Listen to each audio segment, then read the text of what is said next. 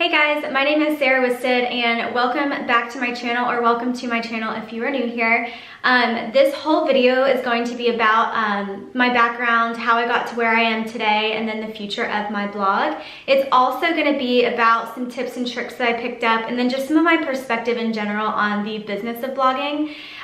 This video is originally for my aunt's fashion marketing class. I was scheduled to be a guest speaker at one of their classes, which I actually did last year and it was really fun. So I was excited to do it again this year, but now as everything's closing down due to coronavirus, it's all moved online. So I was going to film a video just for that class to see, but I figured I might as well open it up to everyone, since if I'm going to film it anyway, some others might be interested as well.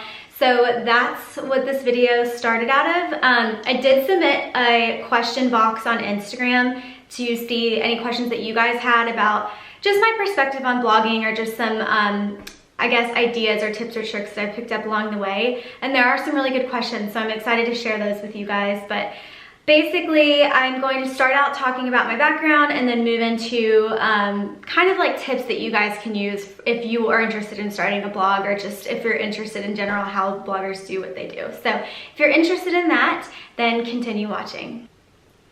Okay, so I got my little handy question list here. So I'm just gonna read down through the list. I wanna make this kind of casual, but I'm hoping not to make this video super long. I feel like I tend to over-explain things just because I'm very type A, but we will see how that goes. My first question is, what is your background and how did you get to where you are today? So without getting into too much detail about my background, I guess I'll start with education.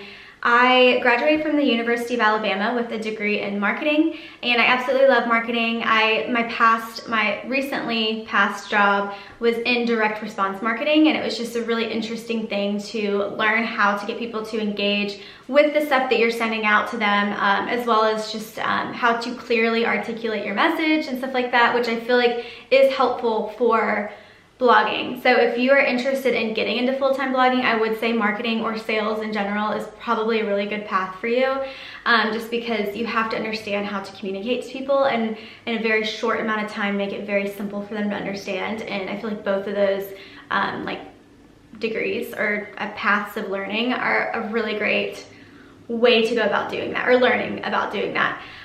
So what else? I'm originally from Arkansas. That's where I claim as my home. I did live in Buffalo, New York for 2 years.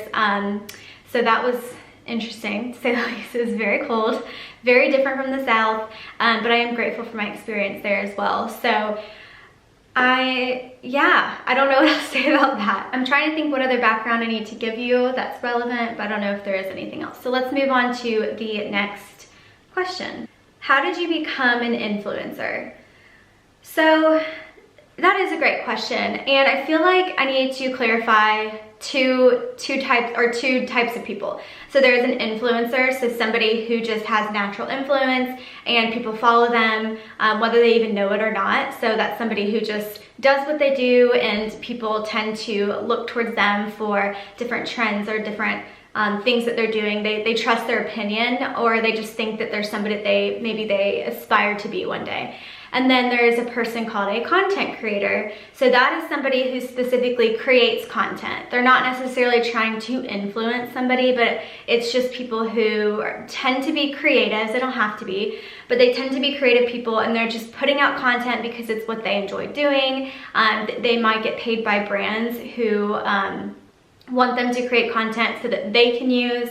But I guess the difference between an influencer and a content creator is that an influencer, I think for them, their strength is sales. So like they're able to turn something around really quickly in terms of like ROI. They can get people to buy because people want to be like them. And then a content creator isn't necessarily focused on that. I'm not saying that they can't do that and that they aren't really good at getting sales, but their focus isn't to sell, if that makes sense. So those would be the two types. I would like to say that I'm an influencer, but I feel I identify more with the content creator side. I am more focused on creating quality images that the brands can use, and I'm not saying that I don't ever want to be an influencer. I'm just saying right now it's more fun for me to be on the content creation side. So I'm gonna say that I'm more on the content creation side. But yeah, I guess there's a little bit of influence anytime that you're on a social platform like Instagram. So I guess there's that aspect of it. But what are your goals as an influencer? So my goals as an influencer, I don't even know where to begin with this. I guess I'll start with, in 2020, I had a goal on my vision board that I wanted to monetize my blog and go part-time at my current job. So I do have a full-time job currently, and I am working my blog on the side. And my goal this year was to start monetizing and then turning that into my full-time job at some point, but transitioning out of my full-time job. So maybe going part-time and then going less after that. And the second that I put that goal or put that constraint on my blog, I saw myself doing things that weren't aligned with just who I was, if that makes sense. Like, I felt like I was trying to find ways to get more engagement, trying to find ways to get people to like my photo, or like, it was constantly chasing that, I don't know if validation is the right word, but constantly trying to chase that statistic, because brands are looking at statistics, and it is very important, especially if you want to turn it into a business. But I felt like for me, it just kind of took the fun out of it for me. So that goal I've already changed. I'm not trying to monetize. Of course, everyone's goal is to monetize, and I would be so grateful to work with brands, and I am grateful to work with some brands and have paid partnerships. But currently, that's not my full-time goal. I just want to be able, my goal now is to find my people. I keep saying that. I recently just posted on Instagram how I'm going to start removing people that haven't engaged with my posts within the last 90 days. And it's not to make anybody feel any type of way about me not wanting them to follow me, but I mean, it is a space that I want to feel inspired by, and I want to create for the people who care, and I want to be able to engage with the people who are also engaging back with me. And I feel like sometimes when there's so many people following you and there's a certain amount who don't really care what you're posting, maybe they mute you or they just don't like your photos, so then your photos don't show up in their feed. It's like, what's the point of them following you? There's not really a point in it. And if they did care, then they can just come back to my page and refollow me. I'm not like blocking them forever. I'm just saying, doesn't look like you're interested in this, so let's get you onto a different path. I don't want to clutter your feed with my stuff when it makes no sense because it's not relevant to you, right? So my new goal in 2020 is to find my people. And that just means finding people who are also creative, who want to connect on a deeper level, and then who also just share the similar, like the same interests. Yeah, so it's just to find my people, and then hopefully increase my engagement rate with that, because of course, you guys, that engagement rate does matter. And yeah, I don't know what else to say about it. It does matter, and every blogger will tell you that. And I just want to find a way to find my people and then create the content that they want. So that's my current goal. So what is difficult about being an influencer? So I feel like different influencers will respond differently to this question. I will say for me, difficult would be time management. I have like I said, a full-time job, and then I'm also trying to create this content for you guys.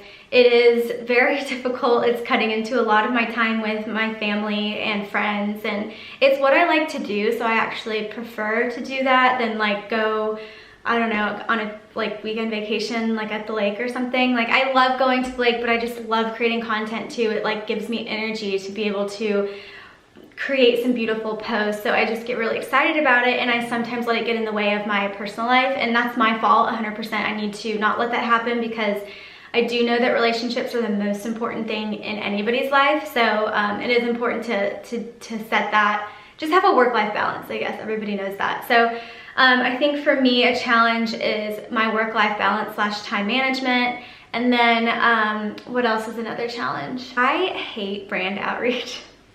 I just don't like sending emails and trying to pitch brands on, I don't know, I don't do brand outreach. I have started this year, which is actually horrible. Like, if you think about any business, you can't even have a business if you don't have somebody doing outreach or selling your product or whatever it is. Like, you can't even have a business without that. So I don't even know how I'm still doing what I'm doing, the fact that I'm not doing brand outreach, but I need to start doing that. It's just not, it's not something that I really enjoy doing. I don't like pitching myself because it feels weird, so I might have to hire somebody to do that, but then I can't decide. Okay, so have you had any partnerships? Yes, I've had quite a few actually. I'm just gonna go scroll through my Instagram to talk about some recent ones and then maybe some that I'm like proud of.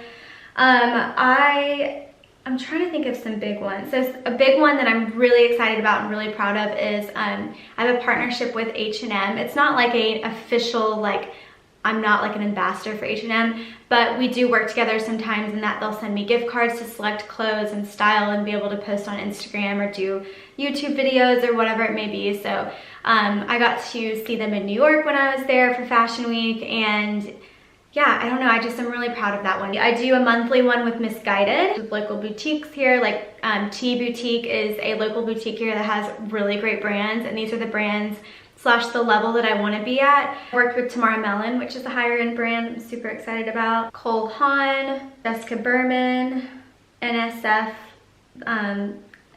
clothing. Shopbop was really cool. There's a new brand called Natum. I don't know, I feel like I'm boring you guys with more of these, but you can go on my Instagram and a lot of times when I'm tagging brands, it's certain partnerships, so I'll let you guys look at that. Okay, so this is a good question, and I actually got this on Instagram as well, and the question is, what have you done to increase your followers?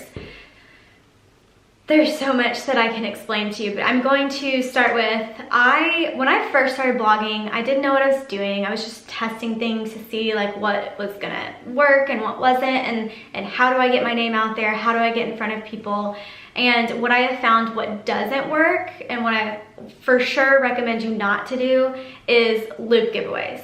And here's why. You remember when I was telling you earlier how I'm trying to remove people that aren't engaging with me? I will guarantee you that 80% of the people that I remove are people who started following me because they were trying to win something that a group of girls that we were giving away, like a Louis Vuitton handbag or something like that. They are good to get yourselves in front of people, but I don't know if you necessarily want every single one of those people to follow you, because they're gonna follow you because they wanna win this prize. They don't care about your specific content. It's not relevant to them, so they're probably not gonna engage with you. And it's just a waste of your money, a waste of your time, and it just annoys, well, in my opinion, annoys your followers. So like, what's the point of doing that? I would say instead of doing a loop giveaway with random bloggers who probably don't even match the exact same aesthetic that you're matching, but it just doesn't make sense for me to try and go into a partnership with this other blogger who her vibe is completely different than mine, because her followers aren't going to resonate with my followers and vice versa, and it just doesn't make sense. So like, why do that to yourself?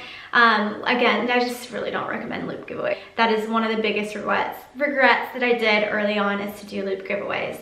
In terms of growing your following, you can do giveaways, but just do it with a brand. So instead of doing a giveaway with another blogger, another influencer, I would say partner with a brand. So a brand that fits your same aesthetic. You just partner with that brand and you give away something for them, like a piece of clothing or something, right? Because that would make more sense.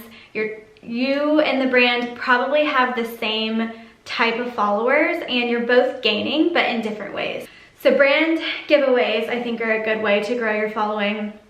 Partnering with other bloggers that are very similar to you, you can do like a shout out. So it's they basically post your feed and then you post their feed and you tag each other, and it's just getting your pictures or your images in front of other people that potentially would like your page. They're not having to follow you, you're not forcing anybody to follow you, but at least you're getting your face out there. So that's a good one. Just creating really good content, you guys. If you create great content that's repostable and you're tagging the right brands that fit your aesthetic, they will repost on their page, and it all just grows from there. So I would say the third one is working with brands and creating or I guess you can do it a fourth, creating really good content. You have to create good content for people to repost it, and that's what you want. So those are the 4 things. Okay, so the next question is there someone on Instagram who you would like to be like? not necessarily like to be exactly like these people, but I do have some women that I follow that I think are doing really cool things in the industry, which I think there could be more of that versus more of some of the other stuff that I've been seeing. So I'll share some of my favorite bloggers currently. Okay, so a few girls that I really admire. Again, I don't necessarily want to be like them because I think everyone's, I guess, what's the word I'm looking for? Excitement or power, I don't know what I'm trying to say, is the fact that you are unique and you don't have to be like anybody else. And honestly, the more you that you are, people will be able to resonate with you better because you're not trying to copy somebody else, if that makes sense. So, but that being said, there are a few girls that I do love and I think their content's amazing. So let me share a few. I'll put their names on the screen as well so that if you want to look them up, you can give them a follow too. The first one, her name is Charlotte Emily Sanders. I really like her because number one, her style is just really clean, put together, and just kind of like boss babe, if that makes sense. So she also posts stuff that is not, like you can tell she just like snapped a photo. It's not planned or doesn't seem planned in my opinion. So I just like that it's like super laid back and not trying too hard. So Izzy Angus, and she is in Australia. I feel like Australian bloggers just kill it. I don't know why or what's going on over in Australia, but those bloggers and those brands are just killing it. So she's one of my favorites, mainly because it's a very clean, neutral feed. There's a lot of white space in it, which like makes me so excited. I'm trying to add more white space to my feed because I feel like a lot of my photos are cropped really far in. Yeah, and she's pretty much a model though. Another girl that I like mainly because of her style, and her feed is very neutral too, which I like, but it's Alice Olivia C, and she is in the UK. She's a lot of like, she wears a lot of outfits just from Zara. It's a lot of like basics, so it's not anything like crazy, but she looks very put together. So I would say she's another one. It's Alberita Nikki, and she's one of the founders of Nikki Studios. I just feel like her feed looks very like she's not trying too hard, and she's just, I don't know, I think it's like very casual, cool girl. Miss Valerie Starr, she actually does do some really interesting like beauty tutorial stuff, and she also is constantly going to Home Goods, which is interesting. It's a very California like boho vibe, which again is not my vibe, but I think she's really fun to follow. Okay, enough of that. Also, my camera just shut off in the middle of it, so I think it was like bored of me talking, so I'm done with that. But I'm moving on to our questions from Instagram. Okay, so I will say most of these questions are how do you balance work and blogging? I'll say like 80% actually are that. I'm currently working 40 hours a week. I do work from home. I can actually show you because my screens are right here.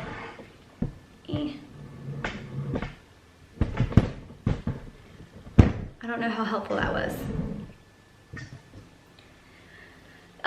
But I do work from home. I work a full 40 hours a week. I'm pretty lucky in that I pretty much get to set my own hours. I mean, I do have to be available for certain calls and be able to respond in a timely manner, but if I want to take a 2-hour lunch break, I just make up that hour like later in the day, if that makes sense, or work earlier in the morning, just whatever is easier, whatever goes with my schedule. But for the most part, so when I'm creating content, I have set days. I pretty much don't create content on Mondays or Fridays. That's just completely focused to, I call it job number one. But then when I am trying to create content, I usually block my schedule. I block for 2 hours, but I'm actually creating for like 1 hour.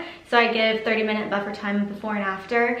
But I know it's almost like scheduling a meeting, right? So if I know I'm gonna be doing this at this certain time, I block that so that I can focus on my work when I'm not focusing on my job number 2, which is blogging, right?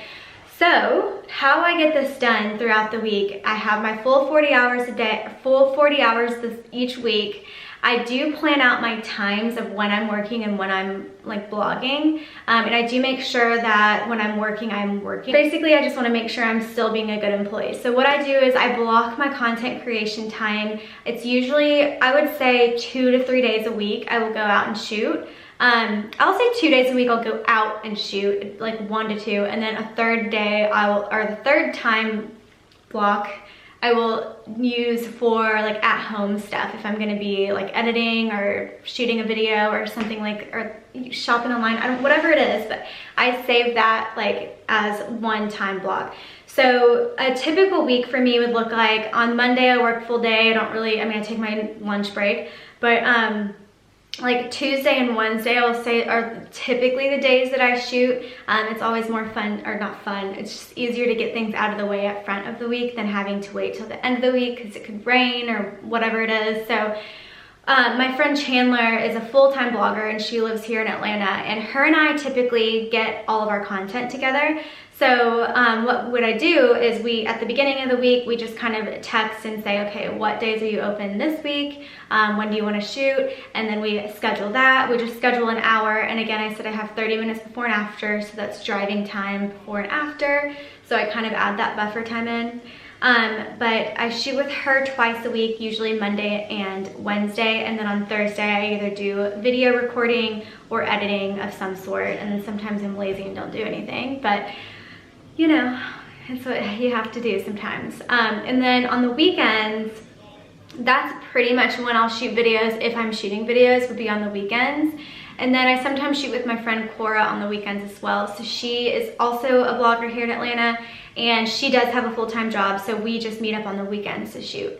So if you're trying to understand for you how you can balance your full-time job and blogging and creating content, I would say what has worked for me is, number one, find somebody that is also wanting content. So create that connection and start working with them literally every week. It just becomes like a habit. It's just what you do, and you get your content done and you can rely on each other. It's that kind of thing.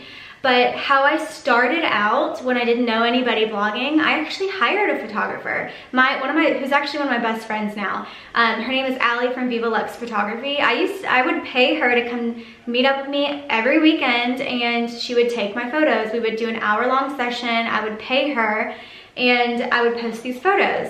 I'm like really lucky that I am not having to pay Chandler because we're just doing service for service. But sometimes I will, hire a photographer, and there's nothing wrong with that. It's just because you just have to, I guess, whatever your priorities are. If you don't have somebody to shoot with, you've got to pay somebody. Like, that's just how it is. You can't try and get content without giving something up, right?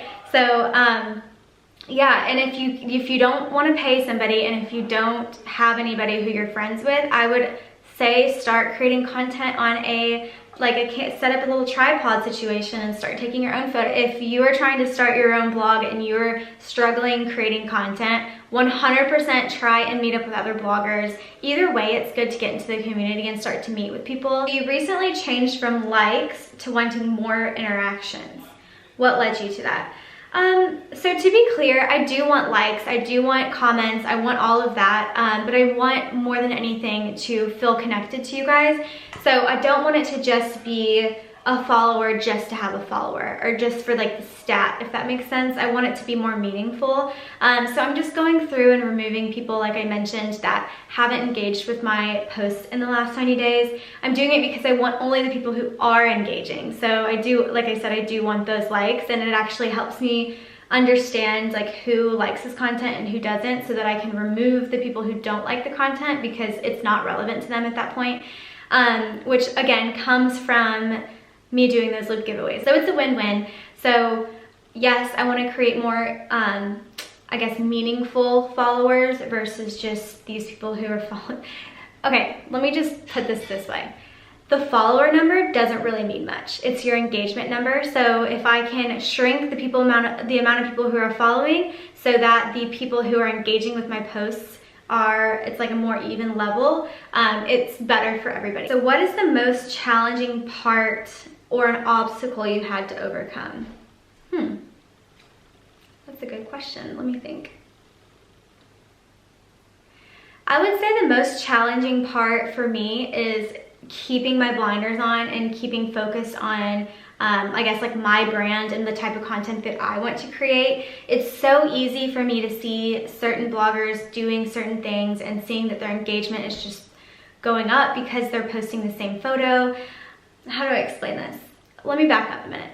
So on Instagram, if I've literally dug into each and every, like, I've done a ton of research on this. And what I have found is that the more commercialized a blogger is, the better engagement rate they have. The more creative a blogger is, the less, the smaller engagement rate that they have. So for example, if you go to a blogger's page and a lot of their photos are them looking straight at the camera, they're in the middle of the box, and they're smiling in their outfit. It's just the same picture every time. Those bloggers actually tend to have better engagement rates. And to me, it blows my mind because I don't resonate with something like that. But I would say a large majority of the people on Instagram do. So they like the smile, look straight at the camera in my outfit of the day post versus the creative, here's a shot of my shoe on the side of the wall post, right? I mean, it does make sense if you think about it like that, but yeah, so the point I think that I'm trying to make is, for me, it's really, really hard for me to stay focused on what content that I want to create when I see this content that I could easily create doing better. For me, that's been the hardest part because I've been trying so many different things, and I even to the point of like changing my personal style, because I'm like, oh, this is what works, like colorful and like girly and like frilly. It does work. I'm not saying that it doesn't, but I'm saying for me, I'm gonna continue doing what I'm gonna do because at the end of the day, it'll make me happy. In short, the challenging part for me is to stay focused on my brand and not just do what works because everyone else is doing it. Okay, so what are your future goals when it comes to fashion? Clothing line, stylist? This is a great question. I actually have been thinking about it just a little bit because I am not a full-time blogger, so I'm not really trying to take that complete next big step. But I do get questions all the time about styling and being a stylist and I don't know, picking out different like outfits and stuff and just personal shopping in general. And I have thought about it, and I feel like that's kind of pretty much what this blog is, only it's not like personalized to you. I don't know, I feel like I have a very good setup with my current job and then being able to be creative on the side that I'm not sure that I would really enjoy taking on. It's kind of like a customer service role, right? Because you're trying to help your client find what they need, but if there's a problem, then you kind of have to fix that problem, and I don't know if that's necessarily something that I want to do. So I don't know, maybe I can somehow turn the blog into personal styling, but like not individualized, if that makes sense. So if you have an idea on that, I'm definitely open to that. In terms of fashion line, I have thought about that. I actually went to school to be a fashion designer. That was what my first degree was in before I switched to marketing. But I didn't end up doing that because I didn't really like sewing that much, but it doesn't mean I don't like creating clothes. So I've thought about that, but I am not sure. I have wanted to potentially get into interior design. That's kind of been on my mind a lot lately, but it's the same thing. It's like interior design, you still have a client and you still have to help your client be happy with what you're creating. So I can't decide. I feel like I'm all over the place. I know that the answer will come, but at this point in time, I just want to continue doing my full-time job and just blogging on the side. So again, a lot of this is like growth. So another person asked, how do you get from 3K to 10K? It's a struggle. Hashtags, tag vendors. I did use hashtags for a while, but like I said, my friend will tell you guys, if you were to ask her, you should be using hashtags every time. I don't. I need to, and that's probably why I haven't really been growing as quickly as maybe some bloggers have, but I don't know. I just haven't been using them. So I feel like I'm the wrong person to ask in terms of hashtags. I do think tagging everybody who you're wearing or just different accounts that repost bloggers is a good idea. So try that, because I know if they repost you, then that's a lot of eyes or just like views that you wouldn't get normally. I would say for sure just to have a really engaged audience to begin with, because if your engagement rate's really high and people are liking your stuff, you'll end up on the explore page. Trying to get on the explore page, I would say, is big.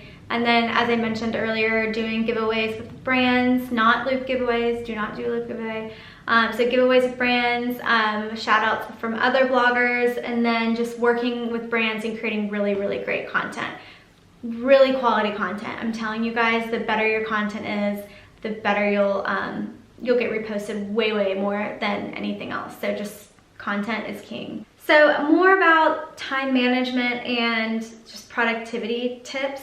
Okay, I'll save some productivity tips. So for me, I do schedule out everything in my calendar. So I block my times, like I mentioned. This is the time that I am using for my job. This is the time that I'm using for blogging. And then if I need some more time for blogging right after I finish work at the end of the day, I do have to do more time for blogging. I do spend some weekends blogging as well.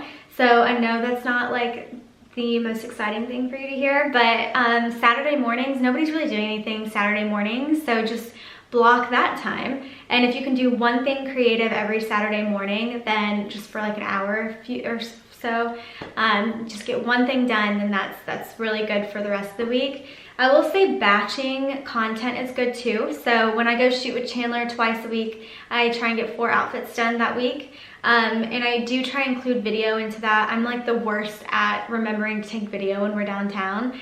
But trying to get just a bunch of content. So if I'm shooting with Chandler and I have 2 looks, because we usually shoot 2 looks within one like session that we shoot at, I will, in my first look, try and get some like, what's it called, like Instagram story, like in betweens, like a shot of my shoes walking, or just me, I don't know, in the city or something like that. So you can have like batching your Instagram stories and your outfit together and kind of creating and telling a story along like what this outfit, like where is this outfit going and what's the point of wearing it kind of thing. Just get a little creative with it, I guess. I would say having a consistent routine is good. So finding that person that you're going to shoot with every week and shooting with them every week. You have to find somebody just as committed as you are. So start networking. I would also say kind of planning your feed in terms of knowing kind of what you want to get like content wise. So if I know that I'm trying to add more white space into my feed, so I want it to be a little bit less cropped into my body. So I'm trying to add in some like filler photos, which we all know filler photos don't perform as well, but I'm at the point where I don't care and I want to find my people who will like my filler photos anyway. But if I know I want that, I might post one of my old filler photos and just know that I need to get some sort of filler for this. So then when I go shoot with Chandler, I can say, okay, I know I need to get a shoe shot that has a bunch of white space, or I know I need to get a shot of this bag that's cropped in really tight, or I know I need to have a really blank white wall because everywhere else is too busy, so I need some like really clean white background. So I kind of like plan that out before I get to shooting, so I'm not wasting time thinking like, oh, okay, what do I need to get at this point? I already know I need this shot, I need this shot, I need this shot, and then I'm done. So that does save time. Understanding where you're shooting beforehand and kind of picking out locations before you even get there is a time saver for sure. Also with productivity, you guys are probably not going to want to hear this, but you've got to wake up earlier or work later. I don't like working too late. I get distracted towards the end of the night. Like I just want to be on Pinterest or just like mindless doing something. But waking up at 5:30 every day, getting my workout in, getting fully ready for the day, starting work, getting my content for on my lunch break, finishing work, and then finishing content towards the end of the day. I would just say you have to wake up earlier and then plan out your complete day and just be consistent with it. Okay, so that was it. I feel like I rambled enough for this video. I hope you guys liked it. So if you did, please go ahead and hit the thumbs up button below. And I also would love, love, love if you guys subscribed, which is the big red button below as well. So if you could thumbs up and subscribe, I would be so grateful for that. I hope this video was helpful for you. I'm sure I'll have more videos coming to you, especially if we're all staying inside over the next few days. So yeah, let me know what videos you want to see and I would be sure to show it to you. And if you're not already following me on Instagram, please go ahead and do that. I'm most active over there. My Instagram handle is @SarahWisted. Yeah, I think that's it for today. So I guess I'll just see you on the next video.